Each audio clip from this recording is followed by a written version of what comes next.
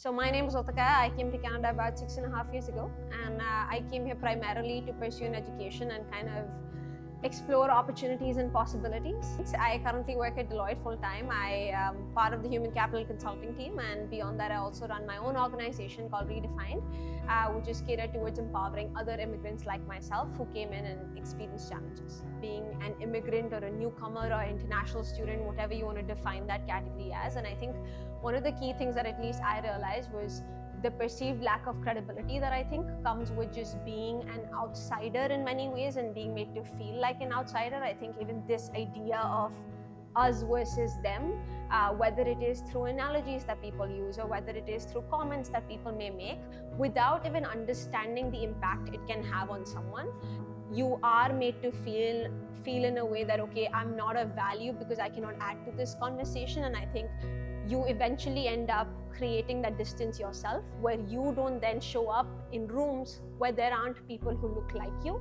And I think that creates this segregation as well, where a lot of us move to a new country to actually be open to meeting people from different cultures, but actually end up finding ourselves going back to our own communities in that new country purely because we feel like either the other person does not see that value in us. Even when I started going to my part-time jobs and started seeking full-time jobs, I felt consistently people saying no to me and saying you don't have what it takes, or questioning my credibility in the first place. I know my full-time job, when I went for my first interview, they said, oh, you don't have Canadian experience.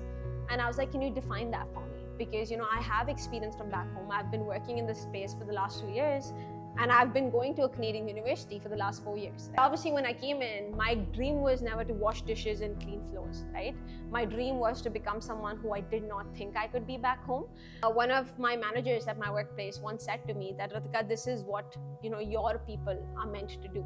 So I think not having that support and the right access to a community and people who believe in you and are able to guide you in the right direction, but instead people limiting you and telling you you don't have what it takes, I think were some of the big challenges. And as you can imagine, when you are in that space in a new country with lack of that support or network, other consequences such as those of social isolation or loneliness can kind of come along with it, and even a lot of self-doubt and self-questioning, I would say. I feel like we have a lot of potential and capability to bring to the table, and I think we do that in ways where we often take the path that's less traveled. And I think we may face a lot of challenges in doing that, but I think when we make it to the end, it is quite extraordinary.